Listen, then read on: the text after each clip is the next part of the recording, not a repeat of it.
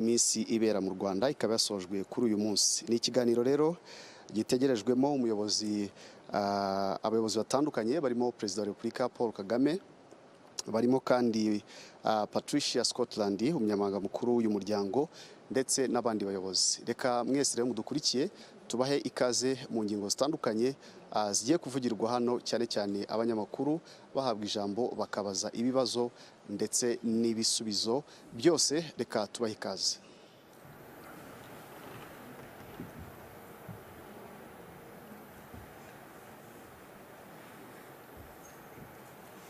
Ladies and gentlemen.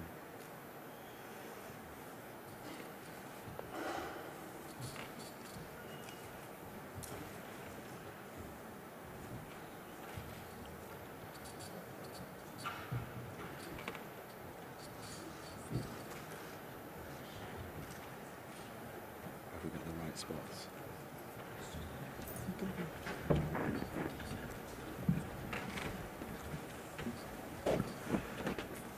Okay.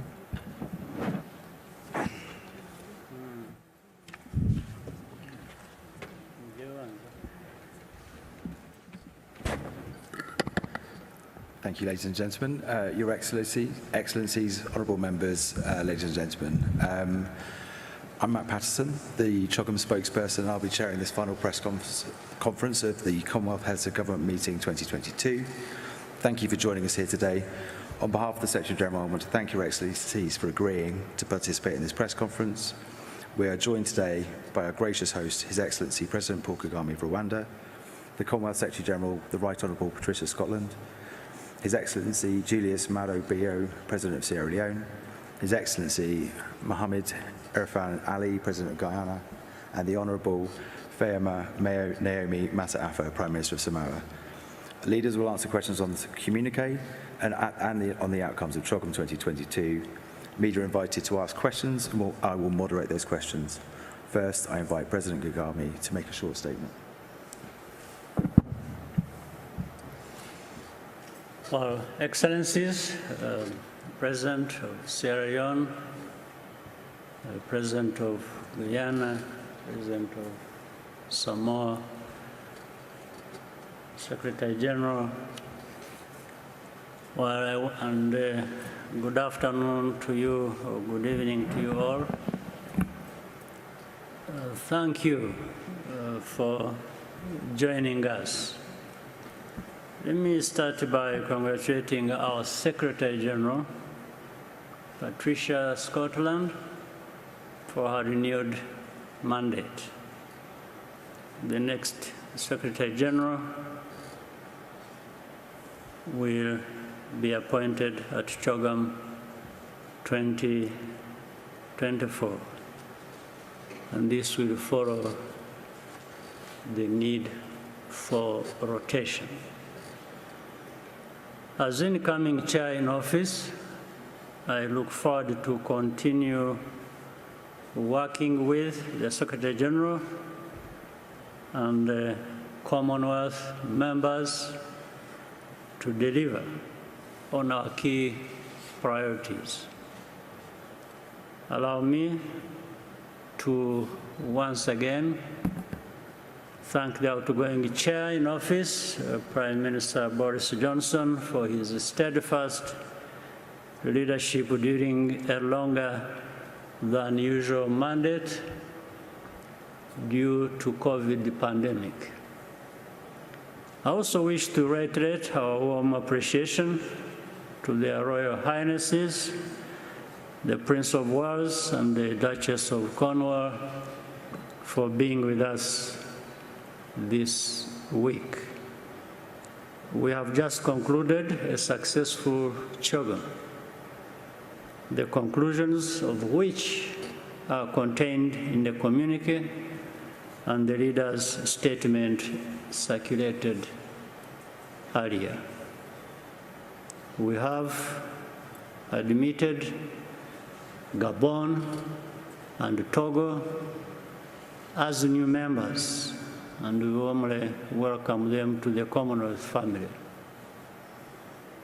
There has been good participation throughout, both in terms of numbers of leaders in attendance, as well as the valuable contributions made on issues that are important to all of us. We are all committed to values of the Commonwealth, no question, but it's not for one group to define and measure who lives up to it. The Commonwealth is diverse, and we respect that diversity. As chair in office, we look forward to working towards strengthening the partnerships within the Commonwealth for the benefit of all our citizens. I thank you. I now welcome the Secretary General to deliver our remarks. Thank you very much, Your Excellency, and good evening, everyone. For the first time in 4 years, Commonwealth heads of government have enjoyed 2 days of open, intensive, and fruitful face-to-face discussions. This follows a week of dialogue and consensus building involving every part of our great Commonwealth family. Very briefly, I want to say how humbled I am to have been reappointed as Secretary General to be able to complete my second term. To serve the Commonwealth is a great honor and a privilege, and I will do so to the best of my ability until I hand on the baton to Africa following the next heads of government meeting in 2 years' time. Foremost in our discussions were the major challenges facing our Commonwealth and the wider world, including the impacts of conflict and the COVID-19 pandemic, and the really urgent threat of climate change. We affirmed the importance of equitable access to COVID-19 vaccines as a key to global recovery from the pandemic. We discussed Commonwealth priorities around governance, human rights, the rule of law, sustainability, and the key issues related to trade and economic growth. And we reflected on the particular impact these challenges have on our small states. You'll know that of the 54 countries in the Commonwealth, 32 are small states. A number of new principles, declarations, and frameworks were endorsed, and you will find them all in our communiqué, but key to them were the following. The Living Lands Charter, a call to action on living lands, which seeks to put into place actions to support the 3 Rio Conventions. The Kigali Declaration on childcare reform, the Declaration on sustainable urbanization, and last but not least, the Declaration on gender equality and women's empowerment. These instruments will serve as guiding frameworks for the work of the Commonwealth in the years ahead, complementing the vital work the Secretariat already does on issues on the environment, democracy, and anti-corruption, to connectivity, health, and education. Heads of government wish to formally send their congratulations to Her Majesty the Queen in the year of her Platinum Jubilee, and I am delighted to confirm that the Commonwealth she has served with such devotion will grow from 54 to 56 nations as we welcome the Gabonese Republic and the Togolese Republic into our family today. I place on record my thanks to the United Kingdom and Prime Minister Johnson for their concerted efforts during their extended term as chair in office. And on behalf of the whole Commonwealth, I extend my heartfelt gratitude to my dear friend, President Kagame, and his government, along with the people of Rwanda, for their warm welcome and their absolutely stunning hospitality. His Excellency President Kagame has guided us skillfully through our discussions, and the skill that was required was a delight to see. And Rwanda has shown herself to be a credit to the Commonwealth. I welcome here my brothers, the presidents of Guyana and Sierra Leone, and my dear sister, the Prime Minister of Samoa. And I'm delighted to announce the decision today that Samoa will host the next Commonwealth Heads of Government meeting in 2024. This CHOGM has been a long time in coming. We moved forward from Kigali with a clear mandate, with unity, with purpose, and with the resolve to shape a healthier, happier, more secure, and more prosperous future for all of the Commonwealth, 2.5 billion people. And it's really important for us to remember that 60% of that 2.5 billion are under the age of 30. So it's a young, vibrant Commonwealth. And with a shared determination to make the Commonwealth an ever more influential force for good around the world. It has been a remarkable CHOGM, and we congratulate the President and the people of Rwanda for all they have shared so generously with us. Thank you.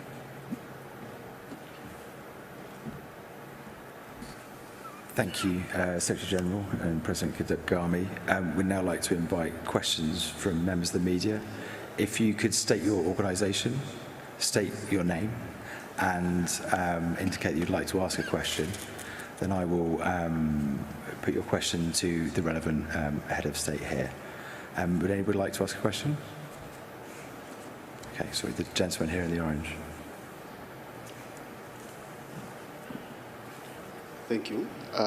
Murakoze nyakubahwa Perezida wa Repubulika, nitwa Paul Rutikanga nkorera RBA. Muri inama ya CHOGM mwatorewe kuyobora uyu muryango mu gihe cy'imyaka 2 iri imbere. Ni ibihe bikorwa mutekereza gushyiramo imbaraga cyane? Murakoze. Sorry, would you be able to ask your question in English for members of the international media as well? Is that okay? Sorry to push. Thank you. I would like to ask Secretary General. Your Excellency, my name is Paul Tikang, as I said, and I'm from Rwanda Broadcasting Agency. Your Excellency, as you conclude this meeting, what is your general impression in relation to its preparation and takeaway messages? Thank you. Well, I think absolutely everyone I've spoken to have just been amazed by what they have seen here in Rwanda. The organization has been superb. The preparations are second to none. And the spirit that has been shared with us has been frankly astounding. Every single person I've spoken to has told me how surprised they have been to see what has been achieved in Rwanda over the last 28 years. Some said to me they thought this was a miracle, that when you looked at where Rwanda had been in 1994 and you see where Rwanda is now, it is breathtaking. But the most important thing about Rwanda has been its resilient and kind people. People have shown us warmth and consideration, and I think all of us will go away never forgetting the comradeship, the sensitivity, and frankly, just the kindness that we've all been shown. Real generosity. So I think President Kagame, from the bottom of my heart and on behalf of the 2.5 billion people that I represent, particularly the young people, I want to say a profound thank you, because the young people, if I can talk colloquially, they had a ball. Did you want to respond? Okay, thank you. The gentleman on the end here, if that's okay. Hello, Your Excellencies, ladies and gentlemen. My name is Ayubu Mzee, and I work for Ben Television, Sky Channel 182 in London, but I'm originally from Tanzania. I've got two questions, but before I put forward my two questions, I want to thank the Commonwealth, that even though I was born in Tanzania, it is the Commonwealth that has brought me to Rwanda to see the good story I've been reading about Rwanda. Thank you so much, Your Excellency. My question is, I as a disabled person, I'm putting this question to the incoming chairman. I faced a lot of difficulties. For the last 6 days, I've not been able to leave my hotel because I'm disabled. And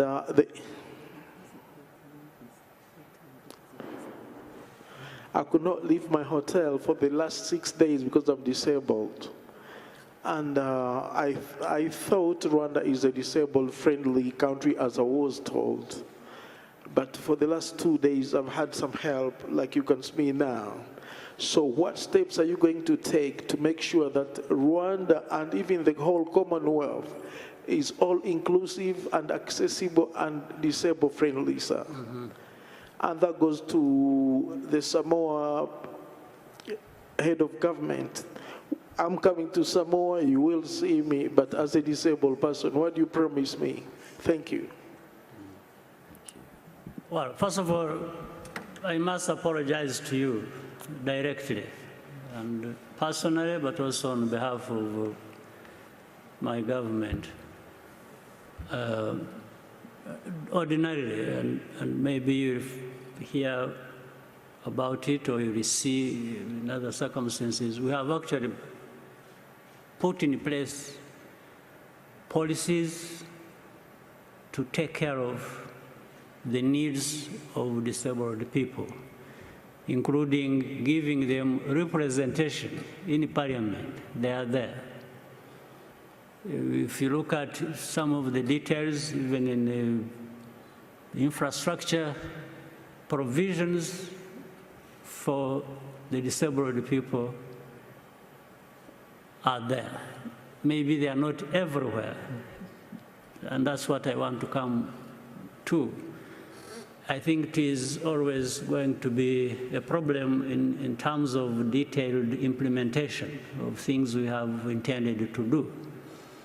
And that's where things must have gone wrong, and that's what I'm apologizing for. It means that we have almost the intention, we have the intention, we have almost everything in place, but somehow people who should be connecting solutions to the need fall short in many cases. So taking note of what you've just said, I hope we can work together in our own system and with the needed people to improve on where we fell short.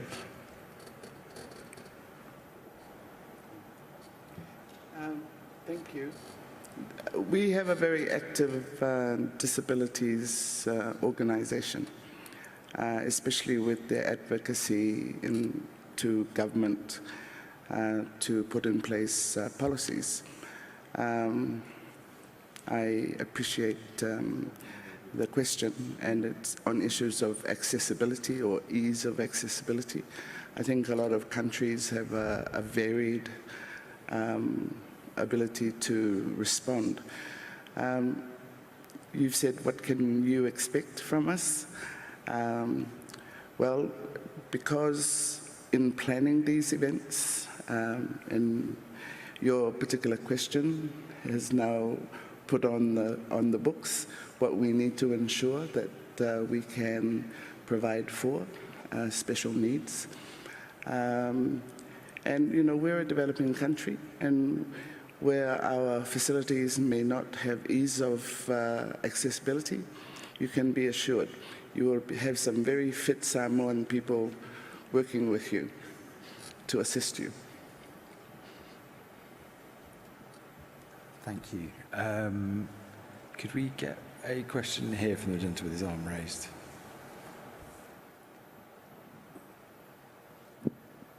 Thank you very much, Your Excellencies, Secretary General. Thank you so much. My name is Vincent Gasana. I work with KT Press. If I may, first, Your Excellency President Kagame, your chair in office for the next 2 years, 54 nations, more than 2 billion people, very weighty issues that have been discussed, and presumably Your Excellency is going to have to link an awful lot of them. It's probably too soon to have thought about that, but would you tell us what you envisage the issues are going to be able to link all these issues and keep everybody focused on them, so that it goes to implementation. Everything that was discussed goes into implementation, especially, of course, climate change. And if I may, Secretary General, I mean, we say a lot in Rwanda that no miracle has happened here. It's been people working day by day, every year, to get things done.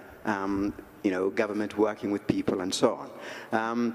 May I wonder if, and also may I say congratulations for your next 2 terms. May I wonder if, you know, really Rwanda ought to be not necessarily a stick to beat the others, but an example to the others. If Rwanda can do it with all the disadvantages it has had, all the other 54 should be doing a great deal better. And very quickly to Samoa, if I may, congratulations also for the 2024. And may I ask, what are the main takeaways you think you'll take from Rwanda to go and that have been most successful here and repeat again in Samoa? Thank you very much indeed.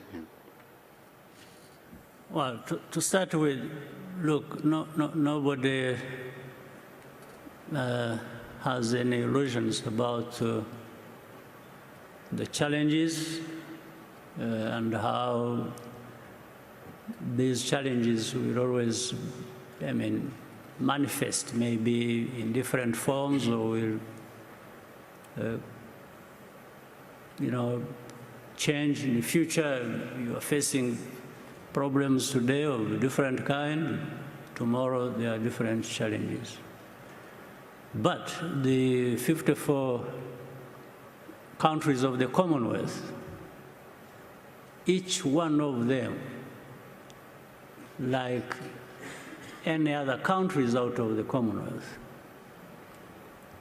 we have specific challenges, but the countries altogether have also common challenges. But it's not about challenges alone. I think we have even more opportunities than the challenges we have. So we start with individual country, confronting what they have to confront, and then we have this family of nations, countries, coming together to actually confront the common challenges to all of them. In the same way, that's how we tap into the opportunities available to each country, but also work together to be able to benefit from the opportunities we share or we can find in each other. So that's the way to proceed in the theory. but we have to also proceed in practice. Once we understand what the challenges are, what the opportunities are, in practical terms, we have then to work together as members of the same family and aggregate these benefits that are there in the opportunities, as well as put together our energies to deal with the challenges. So my responsibility and working together with the Secretariat and the Secretary General and working together with other nations of the Commonwealth, we have to identify then these practical ways of moving forward and making good progress. So it's always going to be how much we pull along each other, how much we work together, and we can do it in such a way that even together we can keep measuring the progress we are making, so that it is not just talk all the time. It's about doing things as well. That's what I believe, and there is a way to get a feel that there has been more action than just talk. So really, this is what I feel is at hand in terms of responsibilities that we all share. And as I said, working with the other members of the Commonwealth and the Secretariat, being at the center, helping us to connect more and more, I think we should realize tangible results. So if I can come now to answer the questions you asked me. Firstly, I think, as I made clear, someone else said that this was a miracle. I know from having spoken to so many Rwandans that this was an enormous effort. And it was only achieved by every single Rwandan being determined to rebuild a country that they loved. But I think one of the things that we've all seen is it's built on inspirational leadership. And I'm going to ask the president of Guyana maybe just to help us about that in a minute. But can I say the way in which our Commonwealth works is that we look at what joins us and not what separates us. And we know we're stronger together than we are apart. So if you look at the declarations we've made, the Living Lands Charter, a call to action on living lands, we know that we are at code red when it comes to climate change, and that the small member states are facing a crisis which could be existential. And we know that implementation of the 3 Rio Conventions absolutely vital. So what we're going to do is all our countries are coming together and we are going to cluster ourselves in order for us to respond more creatively, more intelligently, and more effectively. And we don't just come together every 2 years. We have ministerial meetings. So the ministers of health will meet, the ministers of education, the ministers of environment are now going to meet, the ministers of women meet, the ministers in relation to youth will meet next January in Pakistan. So it's the culmination of all of that work, which means that we are able to deliver more, spend less, and help each other to do good. That's the whole point of the Commonwealth. And I've been saying for a very long time, and we've been doing it, we want to put the wealth back into Commonwealth, but we also want to put the common back into wealth. And if you look at what we've done on trade and the way we've built that Commonwealth advantage, in terms of delivering intra-Commonwealth trade, it's gone up. We're now about 762 billion in intra-Commonwealth trade, and we hope to be 2 trillion by 2030. But I'll now pass the ball over to President Ali from Guyana. Thank you very much, SG. Members of the media, perhaps if we can sum this up, what the world needs now and Commonwealth needs now is stability, bold, innovative, and visionary thinking. And the combination of our SG and the incoming chair offers us a great opportunity. When you look at what President Kagame has achieved here with the people of Rwanda, it tells about a leader in a country that has a vision, bold initiatives, creative initiatives. And when you look at the crisis and insecurities we are facing in the world today, food crisis, energy crisis, a climate crisis, a crisis of inequality, will require this type of leadership and these characteristics to navigate us through these difficult paths. And I think President Kagame coming in at this time as chair would help greatly the Commonwealth family to navigate through this path, and with the SG bringing that stability and pushing those programs, I think we have an excellent opportunity to confront these challenges. And I said to President Kagame a few moments ago that many times the developing world would look to the developed world for answers and best practices.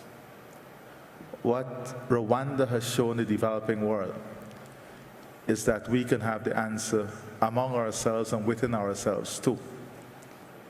And it is this type of leadership and example by doing that is required in creating some of the changing circumstances that is so critically needed. So having a chair that brings that experience in a practical way, I think allows us to have something that is functional, direct, and creative in dealing with the challenges that we'll confront. I want to congratulate the President, His Excellency, and the people of Rwanda for an exceptional conference, and to say that your hard work in building this country, building this city, was on show, and it has gained tremendous respect. Thank you. We are running out of time, so if we have a couple of questions, they could be quick, and if someone would be able to direct some of those questions towards on the outcomes of the communique and of CHOGM, that would be helpful as well. I think there was a part for me in that question. Oh, I'm so sorry. Apologies. Just very quickly, what's the takeaway from here? We had an intergenerational discourse this morning with representatives from the leaders and the youth delegates to the Youth Forum. And there were two things that I came away with from that meeting, and I think it applies to the whole CHOGM experience. And this is with respect to development. And the first thing is whole of society approaches, because quite often this is a body of governments. But what has become very clear is that it's not enough to just have governments determine the development program and objectives. It has to be a whole of society to carry us through if we want to reach the goals that we've set. One of the clear messages that came through, especially from the youth delegates, is the idea of the opportunity that we now have at this juncture, especially with COVID and climate change, and the impacts that it has had globally, that it's an opportunity to reimagine our futures. And, we talked about education, how, that might look like in terms of the needs that are there, the framing, especially around funding and financing. For small island states, this is always a challenge, and it's an opportunity to work with partners to do that reimagining exercise. I'm particularly taken with President Kagame's leadership. I think generally there's cynicism about governments and leadership. Coming to Rwanda, I think it's a very reaffirming experience, at least for myself, in terms of the roles and the functions that leaders can provide for countries. And, no leader does anything by themselves, but leadership is also being able to take people along with you. And I think Rwanda has been an excellent example of that through the leadership of President Kagame. Last thing is the logistics. We've hosted a few major conferences in Samoa, and most notably the SIDS conference in 2014. So it's 10 years. And I think, although we've yet to determine the themes for the meeting in Samoa, but it will be another good opportunity to refocus the Commonwealth on small states, and to review what had been determined through the SIDS conference and the Samoa pathway that was developed, to review how we have progressed in terms of what had been determined as a blueprint for SIDS.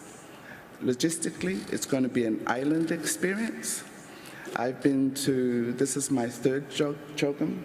The first one was in Edinburgh in the late 90s, and the second one was in Perth about 10 years ago. So these are very diverse hosting environments. It will be an island environment, and it is very important for the Commonwealth family to experience and to, physically visit these places. And I know myself, there's so many places in the Commonwealth that I have not been to. And I know from talking with colleagues from different parts of the Commonwealth family that a lot of them have never been to our part of the world. And this is one of the wonderful things about the Commonwealth, is that we get to experience personally, as we have done here in Rwanda, and it's such a fantastic experience of, how we can live and improve the lives of our respective peoples through the joint work that we do together. Moderator, may I suggest something, some practical way forward? In the interest of time, if you may ask anybody, whoever wants to ask, direct a question to somebody whom they want to ask. Sure. Instead of somebody asking 3 questions and then dividing, otherwise we leave this room with only maybe 3 or 4 people having asked, and you could have had 10 or 20. Don't you think? Gentleman here. I absolutely agree, President. I'd also think we'd all love to hear the reflections from President of Sierra Leone, who has been with us through thick and thin. And if you see, we have Africa, we've got Caribbean, and we've also got the Pacific. And I'm going to represent all the other regions. Okay. So maybe we could have Sierra Leone.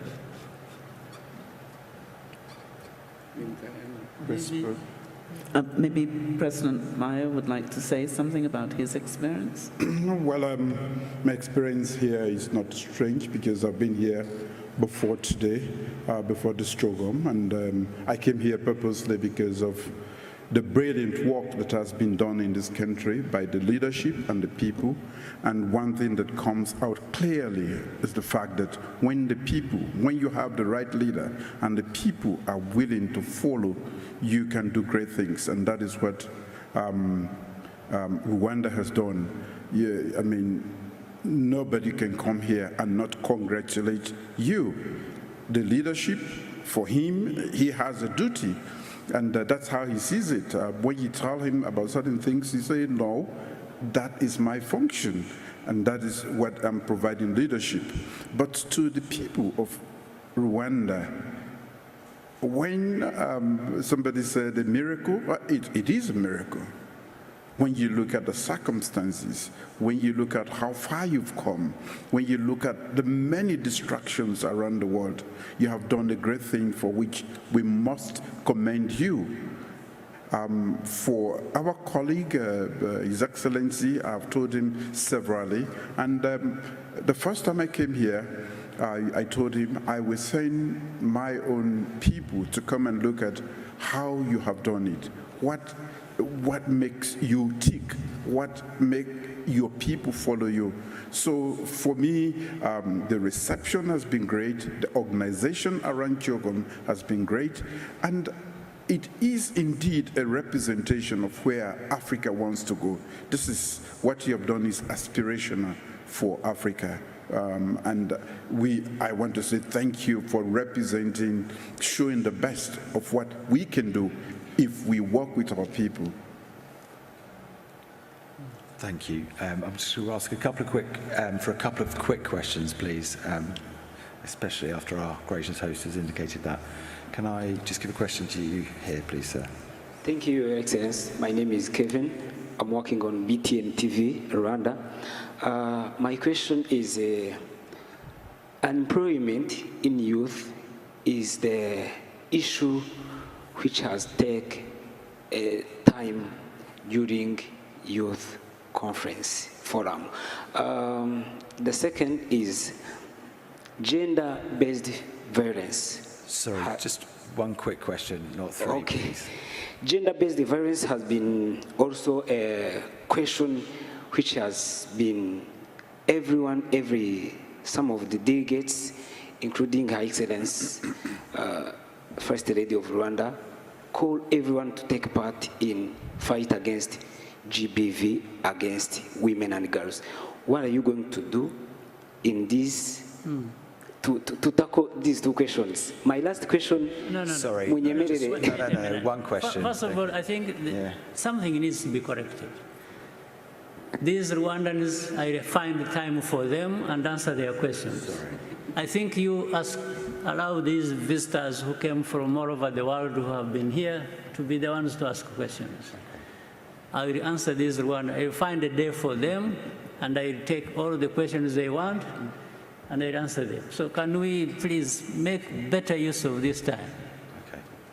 So right? Any other questions? The gentleman here in the front, his hand raised. Nick Perry from AFP. My question is for the Secretary General. Good governance, democracy are bedrock principles of the Commonwealth and its charter. And tonight you've announced that Gabon and Togo have joined the Commonwealth. Both those countries are under dynastic rule. They have the same families that have been in power for over 50 years, and they've held elections that have been marred by irregularities and violence. Do you think that the Commonwealth risks credibility on matters related to good governance and democracy by allowing such countries to become part of the family of nations? And what sort of power does the Commonwealth have to encourage better governance from its members? Well, I think the first thing to say is before any country is invited to join the Commonwealth, there's a 5-stage process where we are able to go with that country, look at the processes they have, look at the commitment they have to governance, the rule of law, and the Charter. And one of the most important things is that the Commonwealth is here to walk with those who have put their face clearly on a path for maintaining good governance. And the interesting question is, why would any country want to join our Commonwealth? And the answer is simple.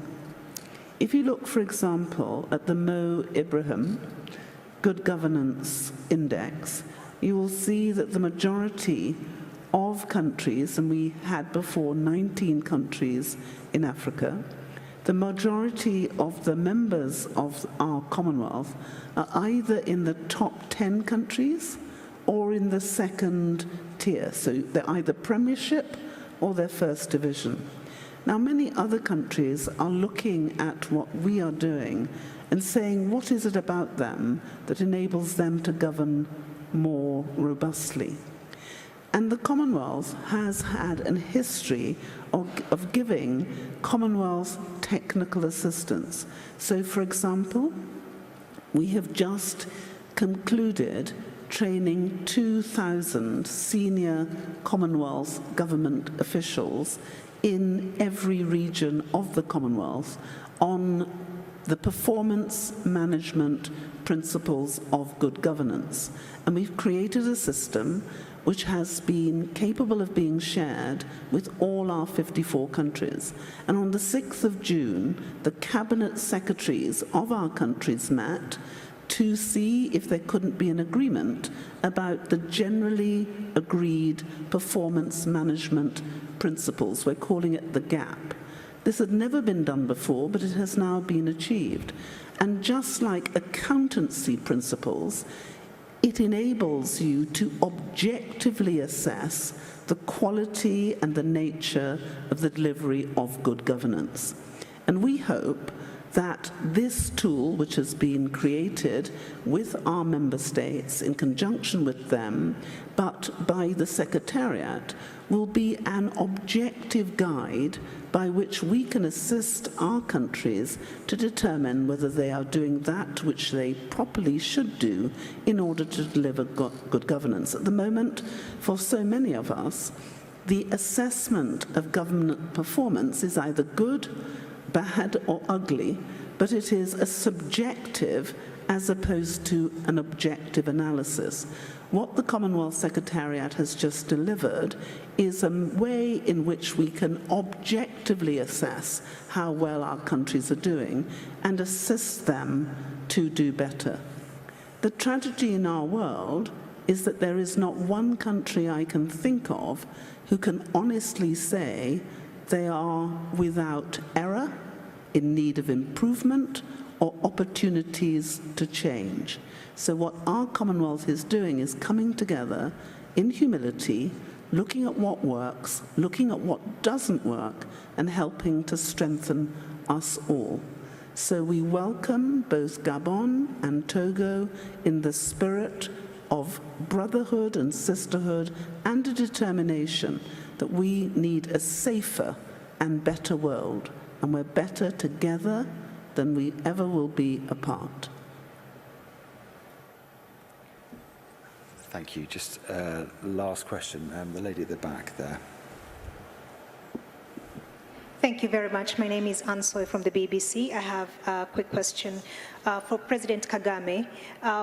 As chair of the Commonwealth, I wonder what your priority will be, especially in terms of upholding the values of democracy and human rights, given that there's been a lot of scrutiny on your country and the record of your government, and critics have been pointing out the number of opposition leaders and journalists who are in prison. I wonder what your leadership of this organization is going to look like in the face of that. And tied to that is also the criticisms that have been directed at your government as well over the migrants deal. They have raised questions of human rights, but also questioning whether your government, by entering this deal, allows the British government to abdicate its responsibility towards refugees. May I ask a final question to the SG, please? In the run-up to this event, Madam SG, there were questions about, there were concerns that your office was withholding an important review of its finances And some member states have been particularly unhappy about that. Now that you have won a re-election or reappointment, what actions are you going to take on this report and to restore their confidence? Thank you.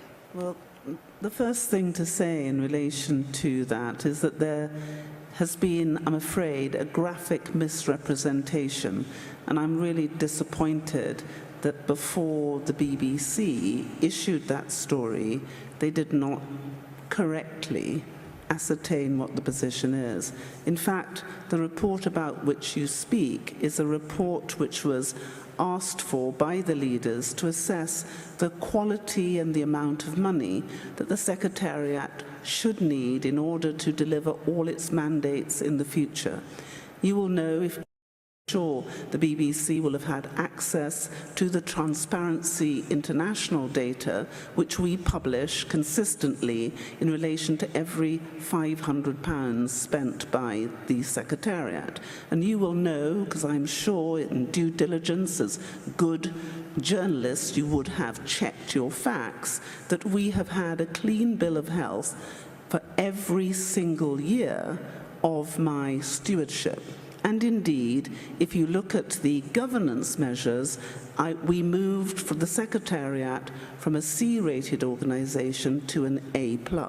So we have been verifiably robust in the financial management. But we do have a problem. When I took up office in 2016 of the Commonwealth Secretariat, it was said that we were standing on a burning platform. The sums of money available to the Secretariat were insufficient really to meet our needs, and we had to reform it dramatically in order to remain a viable organization.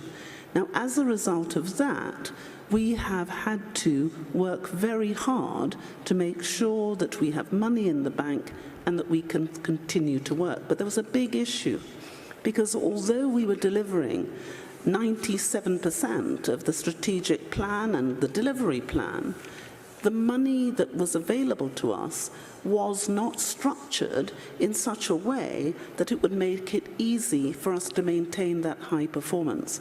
Therefore, the leaders asked a question. Bearing in mind our finances at the moment are given in three forms. One has a formula for the amount of money that members pay to in effect be a member of our club. The second is a voluntary fund for Commonwealth financial technical assistance, about which we were speaking. And the third fund is a fund for youth projects. Now, those three funds have three separate audit trails, and we must be the most audited organization known to man, yet we have less than £42 million to do it all. So the question that was raised in 2018 by the leaders was, how do we put the Secretariat, who they said at that stage were doing a remarkably good job, on a more sustainable footing? That is the question that EY was asked to address. It was nothing about the financial circumstances of the Secretariat. It was, how do we put an organization which is seeking to serve 54 countries with a budget of only 42 million on a more sustainable footing? Now, there were terms of terms of conditions of that contract, and all that was happening is that a report that was submitted was being discussed with EY in order to come to an amicable solution. It is deeply, deeply disappointing that the BBC, who have such a remarkable reputation, should have failed adequately to assure themselves of the facts, which could have been easily checked by looking on Transparency International before making what you may now feel was an ill-judged and inappropriate comment.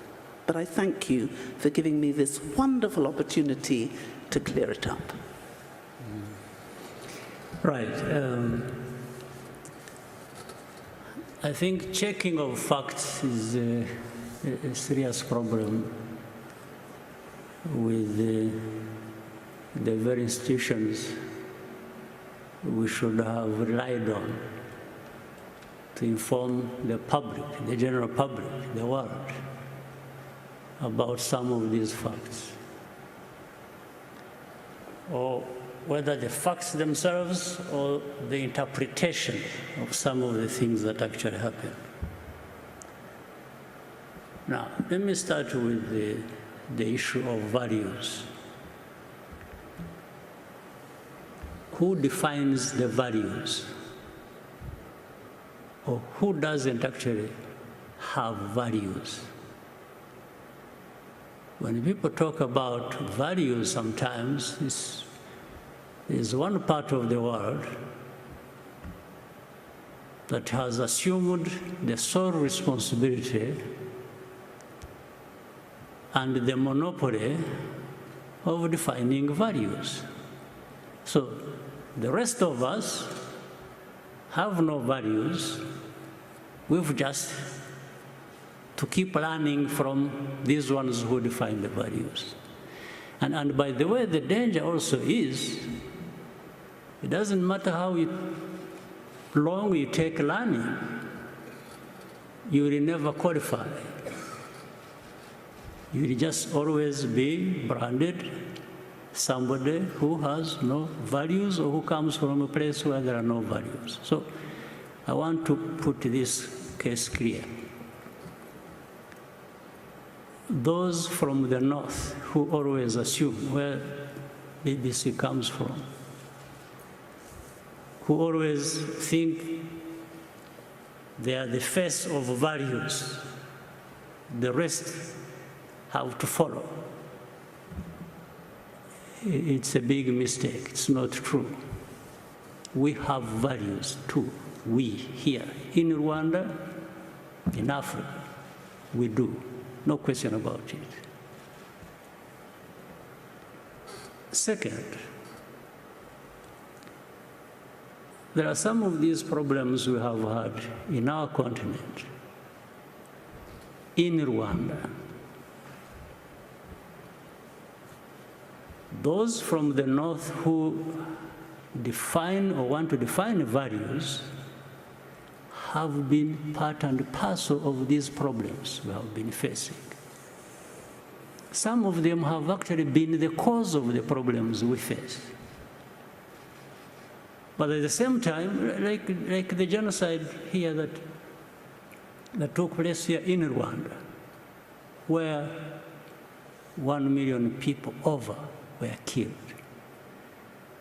Well, I remember, if your memory serves you well too, I'm not inventing anything. The debate that went on at the UN,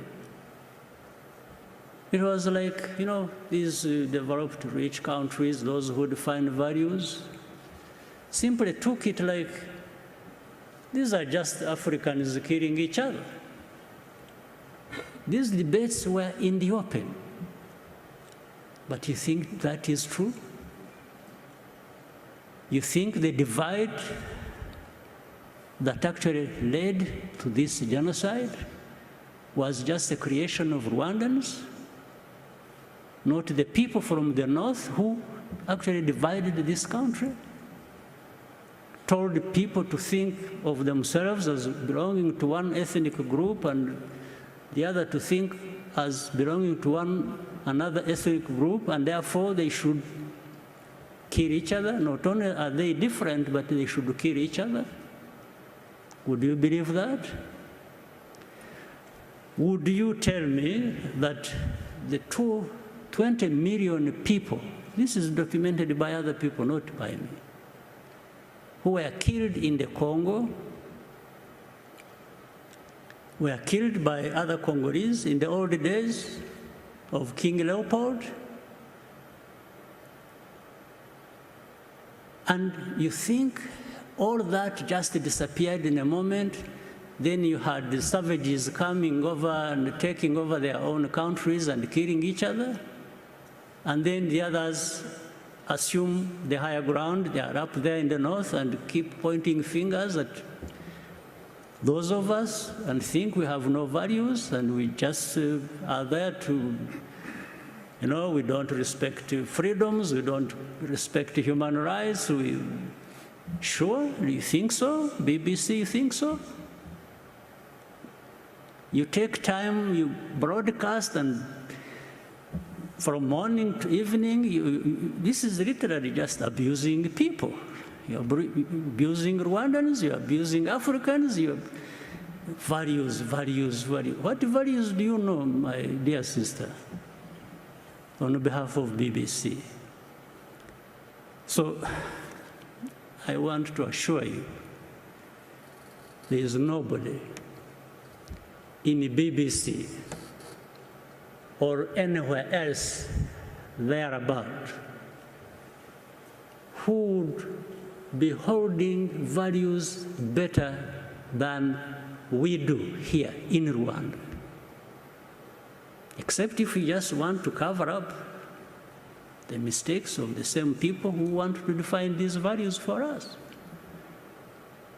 Or really tragic mistakes of things they have caused. So when you are saying that, you may tell somebody else, people who don't have time to think or who don't have a history where they have struggled with these complications, yes, they will. But here, those of us who have faced what we did, who have gone through what we did, we take our responsibility.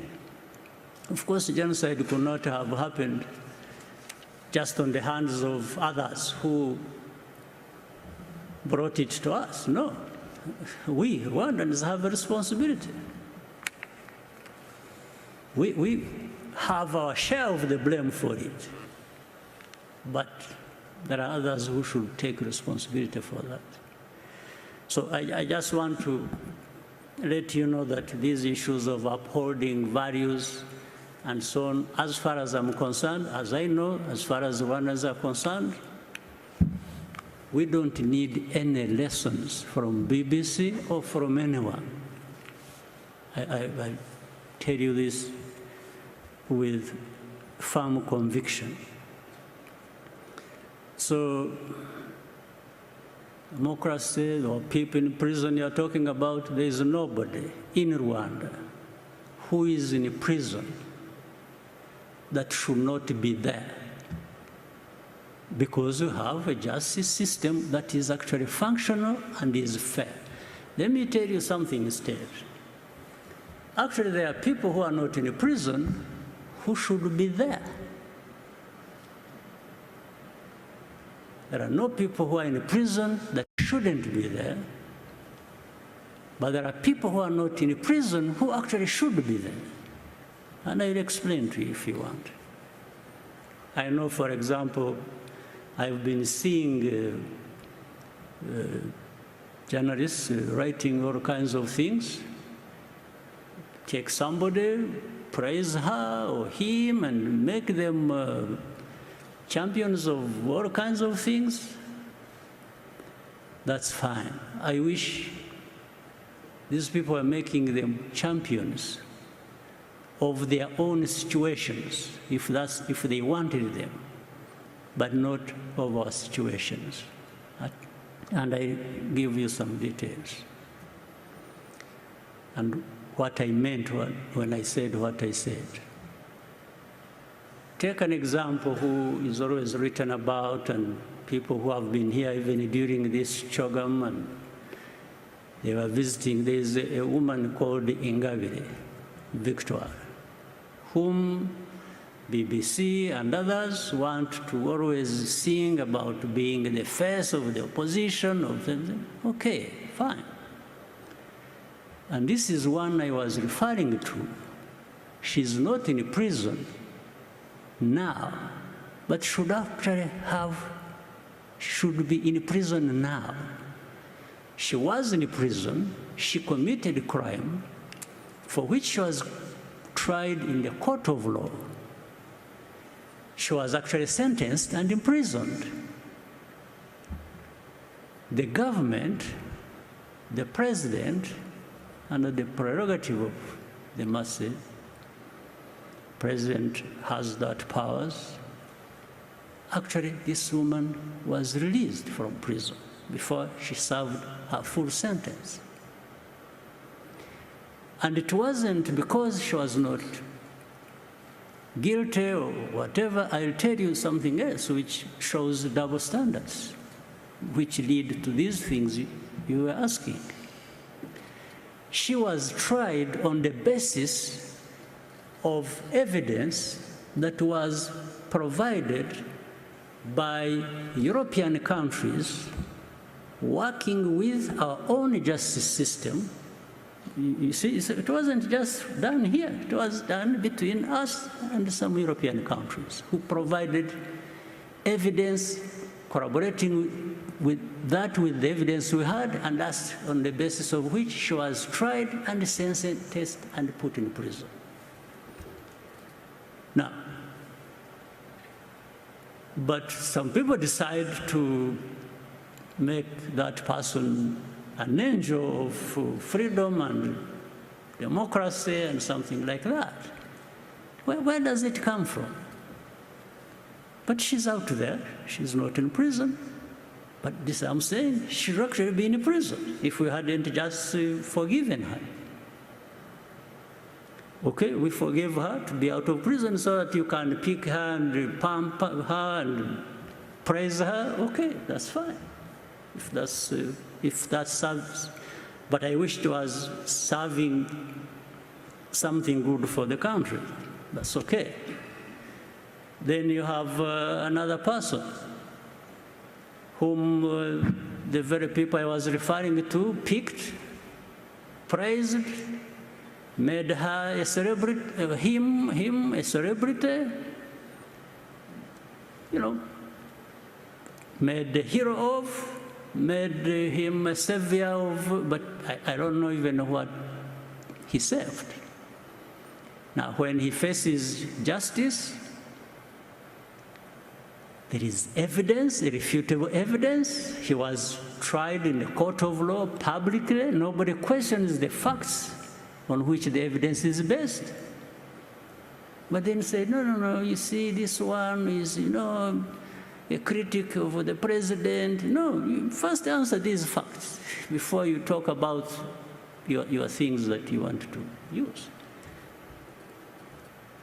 And in fact, this person committed this crime with many others. There are about 21 people in the same case, all of them who pleaded guilty and are implicating this person, and this person was at one time their leader. These are people who were armed, waged violence against families of Rwandans. People were lost their lives. There are victims there. And then there's one, this person, it comes from America, from Europe, and that this person, and in fact, what is interesting, they come and say, this person, we are not saying he's innocent, but he should be released. And then we ask them, say, okay, if you think he should be released, how about these others who are co-accused with this person, who are also in prison? So in other words, they are saying, this person is special. We've made him special, so you should not question that. And then we say, okay, fine. How about the victims? The very people, families that lost their people on the hands of this person. They can't answer that, but they keep insisting. So anyway, let me try to cut. It was a loaded question, so I'm trying to grapple with how to cut the answer short. But so the basis on which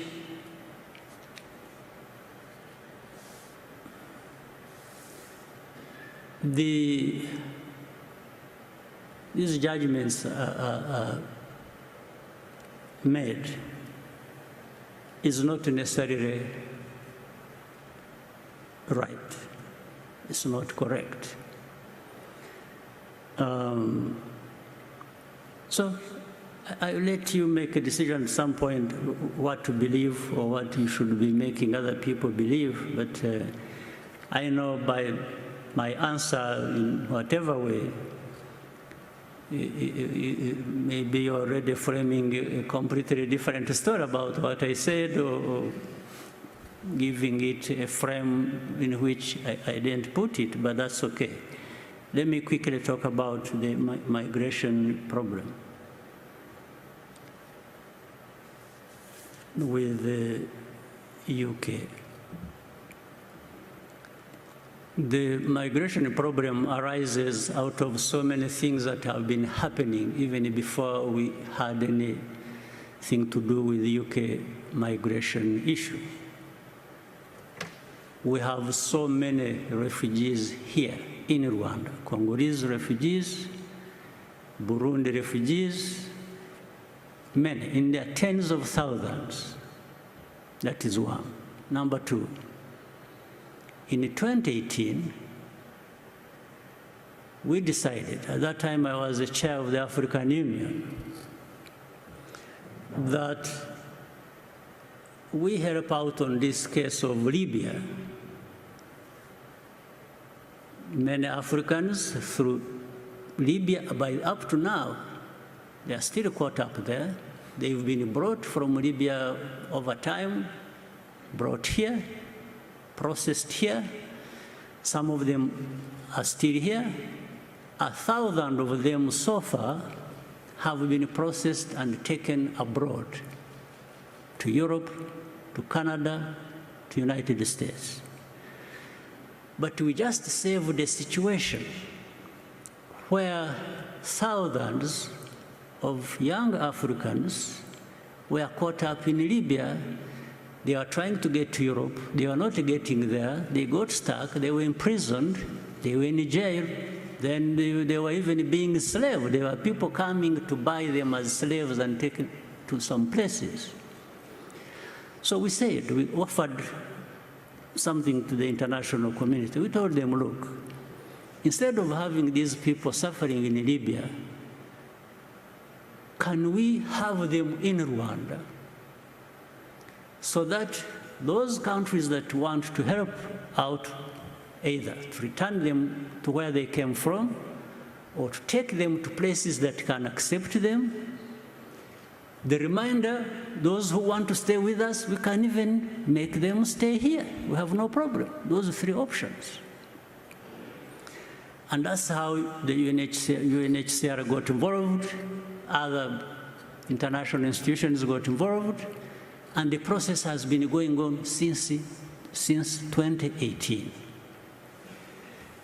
Now, on this one, I mean, because I have seen with this UK partnership, people tried to imply that there is money involved. It's like we are just being paid to have these people.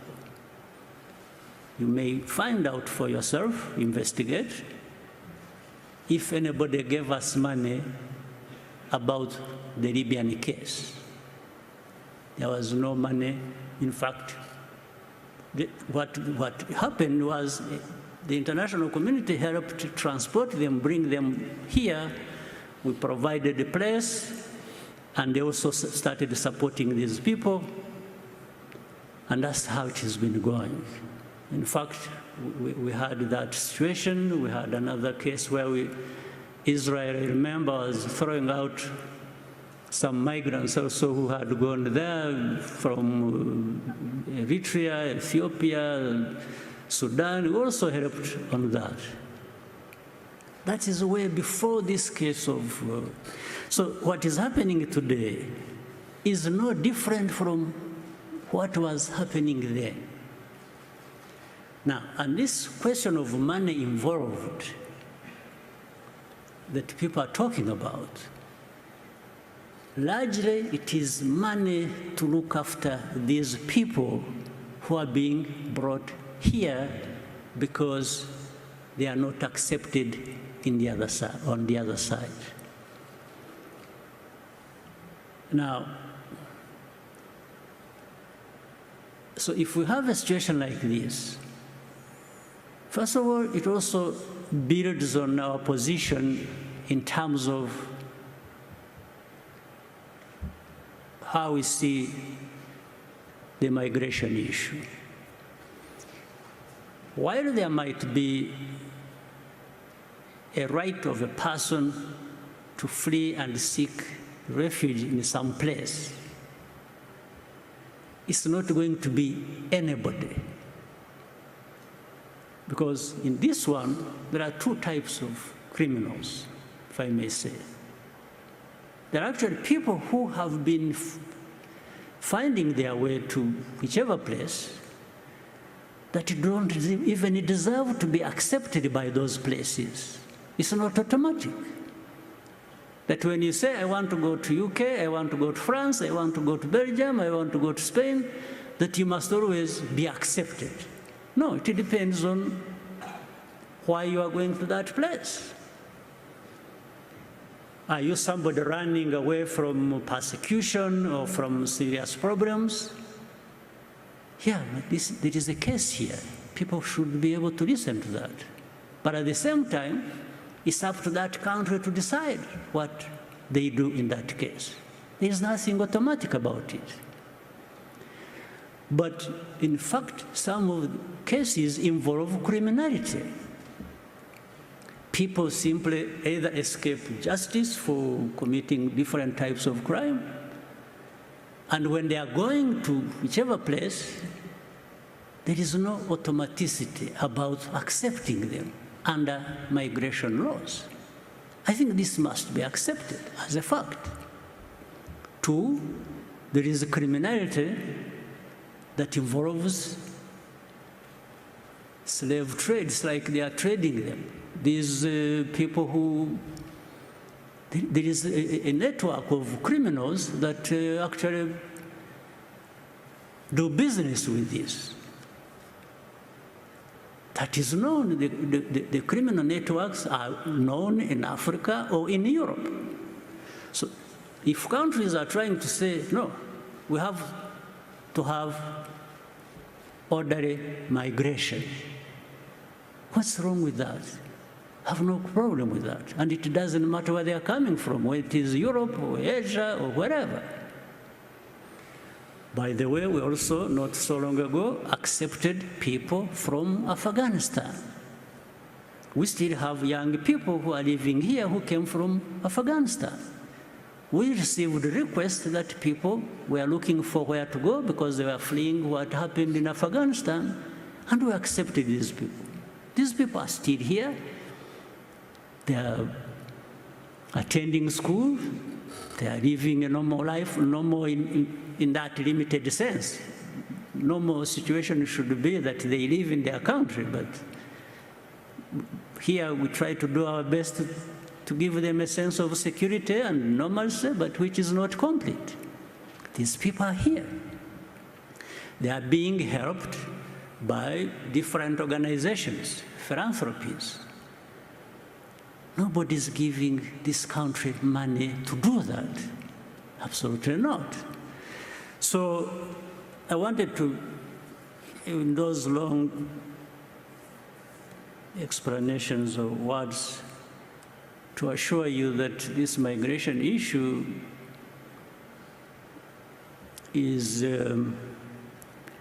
something that people will have different views about. But I have tried to explain to you where we come from in dealing with it the way we deal with it. So for us, are we committing any crime in accepting these people to come here? But if they don't come, we won't complain.